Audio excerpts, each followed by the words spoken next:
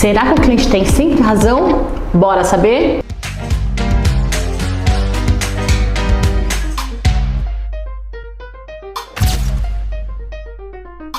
Bom, gente, uma dúvida que muita gente costuma perguntar aqui para nossa equipe. O cliente fez isso, o cliente fez aquilo, e agora? Como que a gente lida com isso? É um pouco complicado, mas sim, gente, o cliente sempre tem razão. Por mais que ele não tenha razão, que a gente sabe, mas a gente sempre vai dar razão para o cliente. A gente sempre vai fidelizar o cliente, a gente sempre vai dar razão para ele, sempre vai agradar o cliente. É o cliente que faz o seu faturamento, é o cliente que faz você crescer. Ou seja, se teve algum cliente inconveniente, fez alguma coisa errada, não tem problema, contorna a situação, dá razão para o cliente. Um exemplo, porque ela me deu a cobertura errada, porque a funcionária fez aquilo, não tem problema, dá um outro produto para o cliente, o que ele pediu certo.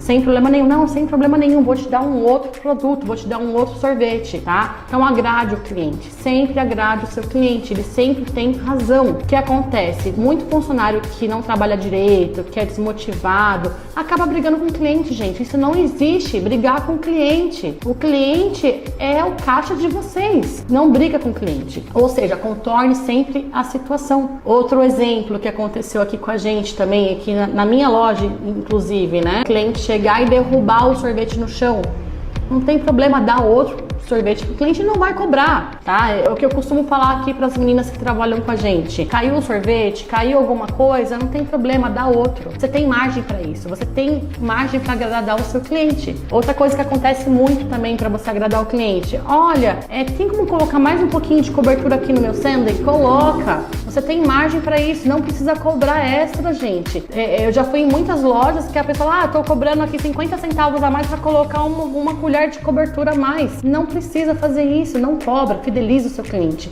Ele vai falar, olha, vou lá na loja Milkshake Up ali de tal bairro, porque ele sempre coloca uma cobertura um pouco a mais para mim. Ele sempre faz um sabor que eu quero. Então, fidelize o seu cliente. Seu cliente é tudo. O cliente, ele vai trazer as suas vendas.